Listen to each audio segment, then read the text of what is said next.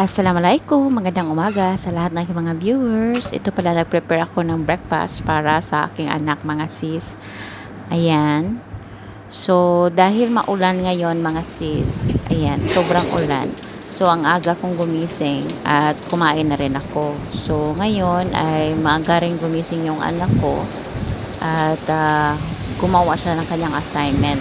Oo. Kaya habang masyado pang maaga, mga 8 AM po dito mga sis. So, hito, sa nakita po ninyo, ayan, kasi nakabirang ko na yan. So, hito naman, ay matagal na ang sofa na ito sa kanila mga sis. So, ayan, nilagyan ko siya ng cover, yung plain talaga, para hindi masakit sa mata na iba-ibang kulay. Oo, sabi ni Mister, matagal na daw ito sa kanila itong upuan na ito. Set kasi ito, 20 years na daw ito mga sis. So, nung dumating ako dito sa Pakistan mga sis, ay napansin ko ito na masyadong luma na siya at medyo yung kanyang cover ay medyo napakadumi. So, ang ginawa ko ngayon mga sisi ay pinalitan ko siya ng ganitong kulay. Ito ang napili ko na kulay kasi bumili ako ng tela na ito at gusto ko ring palitan yung sofa cover ko kasi para may pangpalit din ako. Dahil every week talaga mga sisi ay nagpalit ako ng mga cover dito. Kaya ito ay pwede itong labhan. Temporary tahi lang iyan, tanggalin ko lang. At ito na po yung mga natapos ko mga sis. O, kinuha ko na yung isang sofa bed at ito na lang ang nilagay ko. Ayan. So, hindi masyadong malayo yung kulay niya sa aking dating sofa cover. Ayan. Kasi yung gamit dito is mostly may pagka brown. So, mina-match-match ko na lang. Napakalakas kasi ng ulan sa labas. So, si Yusef ay ito, nag-breakfast na. At naglinis muna ako. So, ngayon mga sis ay lumabas kami ni Mister kasi gusto kong bumili ng mangga at ibang prutas. Oo. Tapos may nabili na rin kami mga grocery. So, dito sa lugar sa amin ay napakadali lang talaga kung motorsiklo pwede yan. Pero ang tawag dito is rickshaw. So, itong sinasakyan ni Mister ay palagi talaga itong motor niya. At dito sa lugar namin, mayroong mga parang iskinita. Ang tinatawag nila ay village.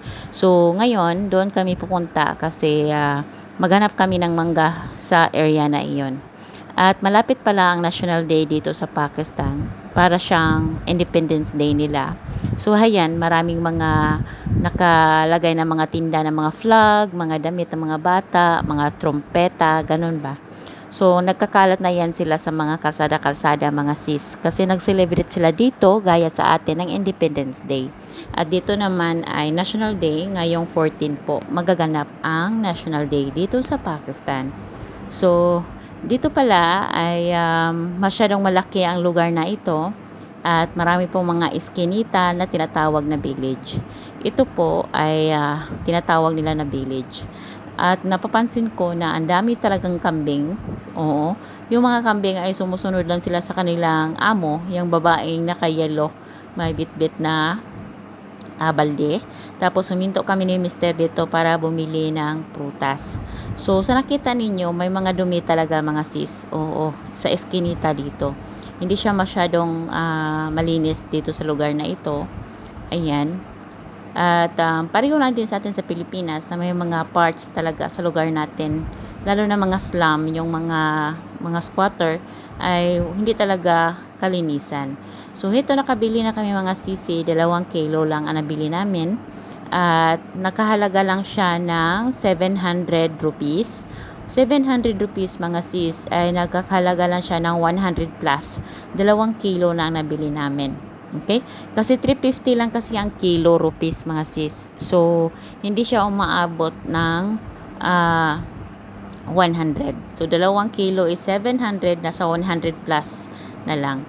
At huminto kami ni Mr. dito at bumili kami ng malamig na ito. Tinatawag nila ito na faluda mga sis. Mayroon siyang ice cream na may halong parang miswa.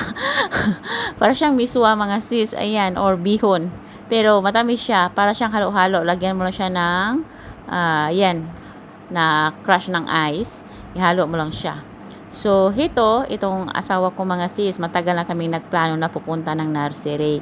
So, dito, pumipili kami ng bibilihin namin.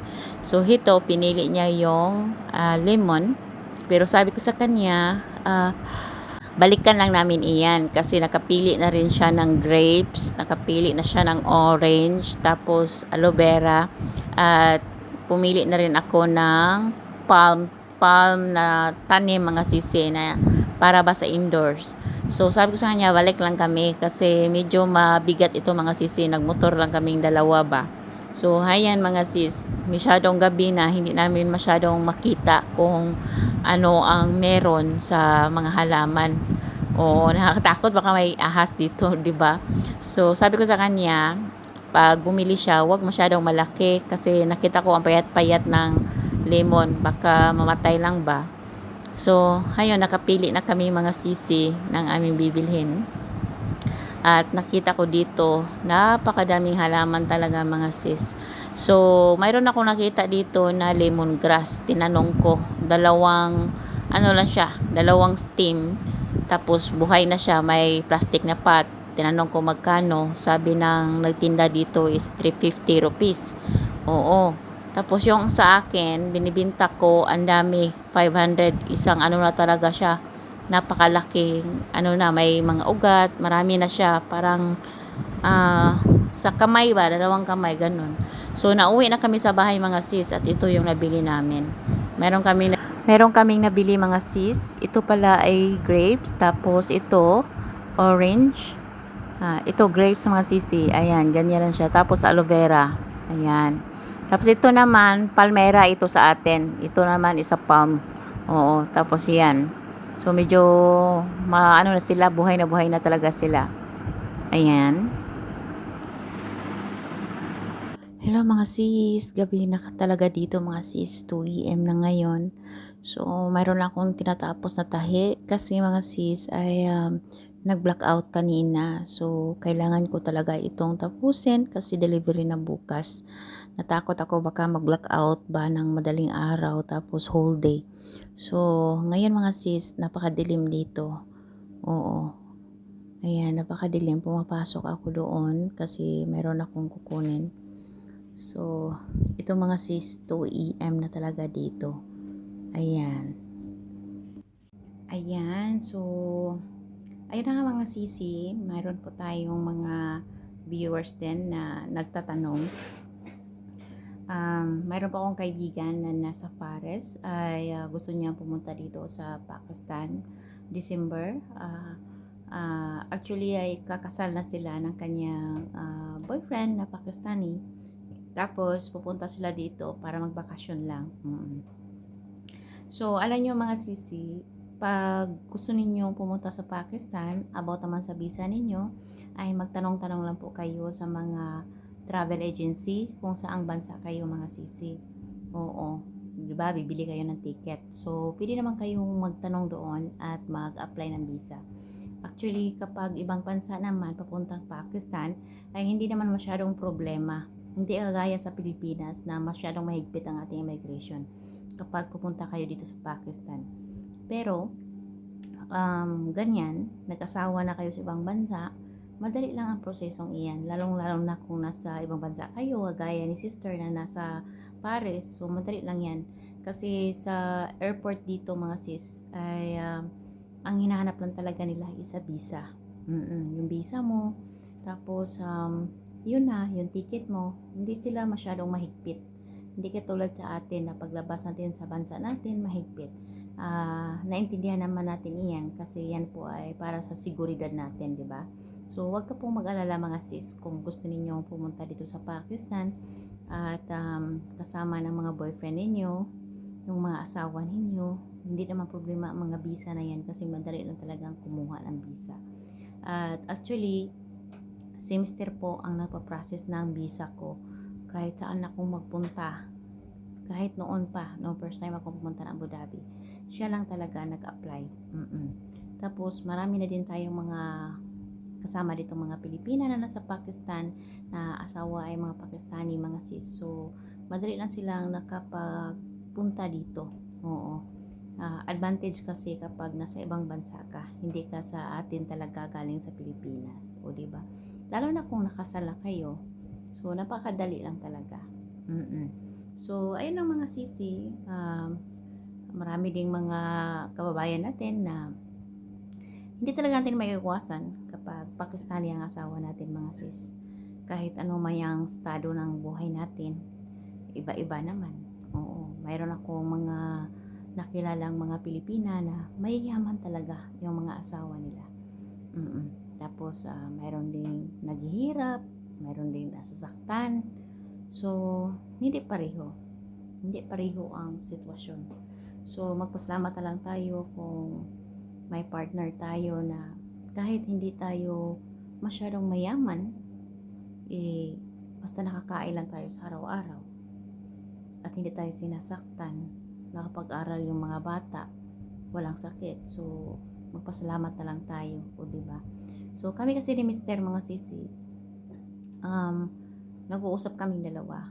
Oo, lalo na kung masyado akong busy sa tahi ko talaga, mga sis. Meron akong customer na mga lokal na Pakistani na nini-refuse ko. Hindi lang sila ang hinindian ko. Meron din akong hinindian mga customer kasi po puno na po talaga ang schedule ko. Hindi kasi ako makatanggap ng unlimited. Oo, limit lang talaga siya every month. Lalo na ngayon na palaging nagba-blackout. So, kagaya today, 7 hours yung blackout. Tapos, kailangan kong mag-overnight ngayon. Kasi natatakot ako baka mag-blackout na naman umaga. Kagaya today, nag-blackout siya. So, kailangan ko to talagang i-deliver bukas kasi kailangan ito nating kabayan. Gamitin nila kasi may family dinner. So, ang batang to ay nakilala ko lang din siya sa YouTube, sa comment section. So, after that, humingi siya sa akin ng FB account kasi na-stalk niya yung YouTube ko, nagtatahi ako. So, ngayon, 3 times na siyang nagpapatahi sa akin. Dito lang din siya sa Lahore. Bago lang siya sa Lahore, mga sis. So, ayun talaga, mga sisi. Bawat LDR ay hindi ang ibang tao nakakilala niyan, kundi ikaw lang talaga sa sarili mo. So, kapag nag-LDR tayo bilang babae, ay mayroon tayong mga hinahanap na katugma sa mga requirements mo or patok sa hinahanap mo. Oo. Napaka-importante talaga yung lalaki na seryoso, lalo na naghahanap ka ng serious relationship. Kasi sa dami ngayon na mga nag-ALDR, mga sis, hindi natin ma-sure kung yan bang chat mo ay seryoso kahit napaka-sweet niyan, nagbigay sa'yo ng oras. Kasi ang dami po talagang mga babae online. Kami nga dati sa internet cafe lang ha, pero si Mister, ang dami na niyang na-chat. Oo, kahit ano-anong lahi. Before kami nagkakilala, no, diba? Kaya hindi natin maiiwasan naman ganyan, lalo na ngayon na napaka-high-tech na ng teknolohiya. Kaya mag-ingat talaga, lalo na sa mga bata-bata pa, no? Umiinom ako ng kape kasi mag-overnight ako ngayon. Oo. Sinabi ko sa asawa ko at anak ko na matulog na lang sila kasi baka mag-blackout na naman madaling araw, like 6 AM. Tapos buong araw, patay na. Paano ko i-deliver to? So, kailangan talaga mag-ano ko nito. Kami kasi mga mananahi, mga sis, ay hindi namin iniisip kung malaki na talaga ang kita. No, hindi ganyan. Ang tinitingnan namin ay matapos namin yung schedule. Hindi namin iniisip na, ito siya, nagbabayad siya una, tatayin ko to sa kanya. Hindi ganon. Schedule kasi yan. Lalo na kung yung pinapadala ay mayroon talaga siyang ginagamitan.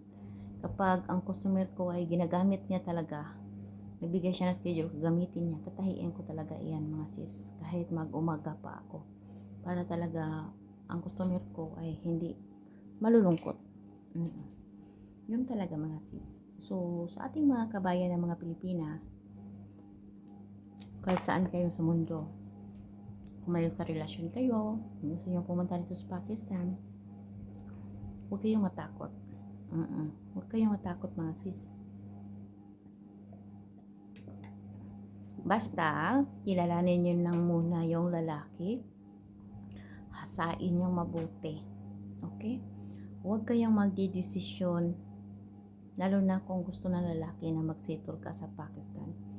Huwag kang magdidesisyon kung ang lalaking ito ay kabago mo palang nakilala. Oo. Huwag ka muna kasi huwag mong ibigay lahat ng tiwala mo. Nino man, Pakistani, American, o anong lahi. Dapat talaga kahit ang lalaking iyan ay nagpapakita talaga sa iyo, kung LDR kayo na yun, nagbibigay siya sa iyo para magiging ma-please ka niya. So, tingnan niyo din yung ugali niya. Tingnan din yung background kasi napakahirap kapag pumunta ka na sa lugar tapos mayroong bad intention sa iyo. Mafe-feel mo naman yan. Mafe-feel mo yan mga sisi. Paano kung punta ka sa kanyang lugar tapos sinasaktan ka? Parang ginagawa ka na lang na maid na unpaid maid. Yun ba? Ginagawa kang katulong tapos walang bayad kasi asawa ka.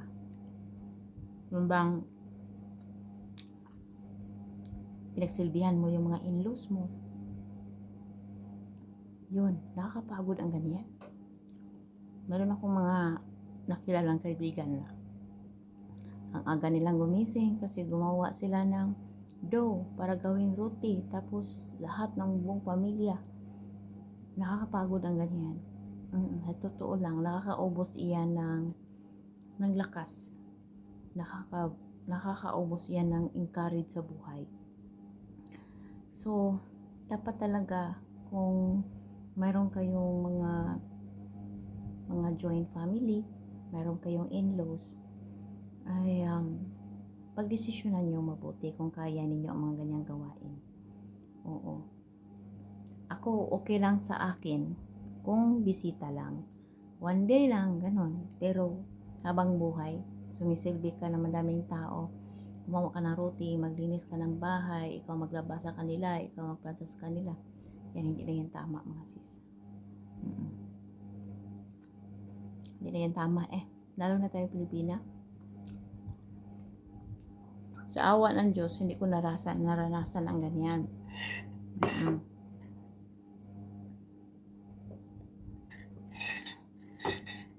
Dati lang, nanibago pa lang ako dito sa Pakistan. Nanibago ako kasi may barrier sa language, hindi mo sila maintindihan, hindi ka rin nila maintindihan, hindi mo masyadong ma-express yung sarili mo, kung ano yung tama, kung ano yung mali, hindi mo masyadong ma-express kasi hindi ka nila naintindihan, na misinterpret, na misunderstanding, yun talaga. Basta bago pa lang kayong magkasama, pero sa tagal-tagal niyan, magkaintindihan na ang bawat isa. Oo. So, parang masasanay ka. Kaya hindi ko pa naranasan ang ganyan na aga-agang gumising para mag-prepare magawa ng dough para sa lahat. Hindi ko naranasan yan. Oo, kasi nung dumating kasi ako dito, may katulong na sila. May dalawang katulong na sila. Pero, sa sarili ko, maaga kasi akong gumigising kasi nagbe-breakfast ako. Nung lumang na bahay ba, maaga akong talagang gumigising. Kasi nung pumunta ako dito, 1 week pa lang, nagtatahi na ako. Nagpahinga lang ako ng 1 linggo. Nagtatahi na ako. So, na-routine ko na talaga na maagang gumising, maagang mag-breakfast. So, si Yusef ganun din. So, hindi ko na kailangan maghintay or manggising ng tao para gawan ka ng breakfast. Hindi ako ganyan. Oo. Ako lang ng kape, gumagawa ng pagkain namin. Tapos, hindi naman kasi palagi na nagustuhan mo yung pagkain nila, luto nila. So, ako, para masatisfied kong sarili ko, nagluluto ako para sa amin, ng anak ko, ng asawa ko. Ganun lang talaga. Nagluluto yan sila. Ako talaga, nagsiparit ako magluto sa amin, no? simula talaga nung dumating ako. Kasi nga, ang anak ko hindi yan kumakain ng Pakistani food. Oo, ako din hindi naman palagi na kumakain tayo ng pagkain nila, mayroon tayong hinahanap, kaya nagluluto talaga ako mga sis. Oo, sila din naman, ayaw din nila yung ikaw lang ang magluluto. So, nagluluto sila. So, choice kong magluto ng separate. Hanggang lumipat kami at binigyan ako ng space ng asawa ko dito sa taas. At sila sa baba. Oo. Kaya yung mga katulong nasa baba talaga mga sisi. Oo. Tapos ako dito sa taas. So, kapag isang pamilya talaga ng mga Pakistani mga sis, about sa mga budgeting, about sa pera, tayong mga asawa talaga, out na tayo sa kita nila. Okay? Oo, out na talaga tayo niyan. So, mas maganda talaga na may sarili tayong kita. Kaya ko. Kasi, sanay na ako na kumikita ako. Tapos, mayroon akong anak sa Pinas. Tapos, meron tayong pangangailangan. Iba kasi na may sarili tayong pera. Kasi anytime na may kailangan tayo, ay hindi na natin kailangan humingi. Tapos, sayang din naman yung skill ko na hindi ko pagkakakataan na pwede naman. O, diba? So, dahan-dahan lang ang proseso sa buhay talaga. Kaya ako talaga nagde-decide akong mag-vlog, nagde-decide akong magtahi. Yun talaga. Kasi, hoping tayo na one day, kapag pinalad tayo, ay lahat ng mga bagay na ginagawa ko ay babalikan ko rin. O, di ba? Kaya continue lang talaga ako. Kasi hindi kasi natin alam ang buhay kapag nag-iisip ka na ignore lang. Hindi kasi natin alam ang buhay kung anong mangyayari bukas. Ganun ba? Kaya habang mayroon pa tayong magawa today, gawin na lang natin. Ganun ang ginagawa ko. Sayang ang oras. So, kahit mag-blackout dito mga sisi, ang ginagawa ko, kasi hindi na ako makatahi, naglilinis ako, nagluluto na ako, nag-arrange na ako ng mga damit. At least may nagawa ako. Oo, pagising ng asawa ko, wala na. Arrange na lahat. Ready na yung pagkain. Tapos buong araw pala walang kuryente. So parang ako, nasayangan ako sa araw. So kaya nag-decide ako ma-overnight ngayon. Kaya tayo talagang mga babae, mga sisi, kahit ano pang status ninyo, dadaan ka talaga na magiging single ka or may partner ka. Kahit ano pang status natin, pareho lang talaga ang experience. Ano bang experience? Kapag nag-asawa tayo mga sisi, hindi lang puro sarap, hindi lang puro lambing-lambing. Mayroon tayong responsibilidad sa bahay, sa asawa natin. Yan ang nakikita ko sa kanila. Lalo na yung may mga anak na babae. Oo. During kapag kinasal, ang saya-saya nila mga sisi, makasuot lang damit, ang saya-saya nila. Tapos, iba kasi yung tradition dito. After makasal mga sis, wala na, punta na talaga sila forever sa kanilang mga in-laws. Doon na sila. Magkapunta lang sila sa bahay natin. Parang bisita na lang sila mga sis. Hindi pwede na pag nag-asawa kayo ay dadalhin mo yung asawa mong lalaki tapos dalhin mo dito sa bahay. Hindi yan pwede dito mga sis. Ang anak na babae ay hindi talaga yan magbitbit ng asawang lalaki na titira sa bahay. Oo.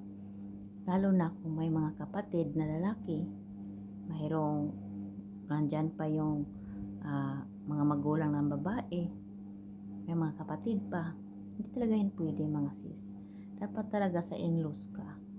Kaya nakikita ko talaga na grabe no, nag-anak ka. Paano na lang kung puro babae? Puro babae punta sa kanilang in-laws. Wala na. Kayo na lang dalawa ng asawa mo sa bahay.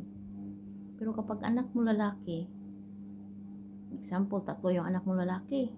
So, lahat sila, dadalhin nila yung mga asawa nila.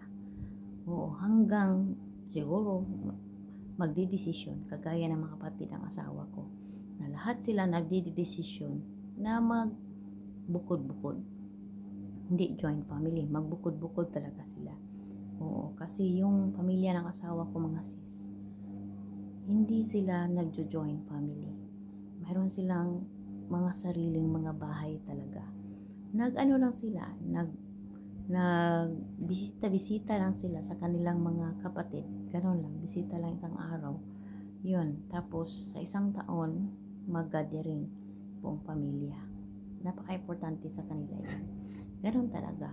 So, ang kultura talaga dito ay napakaiba talaga sa atin. Oo, para bang organized, formal, ganon ba? Sa atin kasi, kapag ang anak natin babae, ay pwede niya dalhin yung asawa niya, tumira sa ating bahay. Oo, ganon tayo mga Pilipino. Pero sa kanila iba, kasi iniisip nila na tumayo sa sariling paa, natapos na yung obligasyon ng ama sa anak niyang babae, yung asawa naman niya, para makatayo sa sarili. Ganon dito sa Pakistan.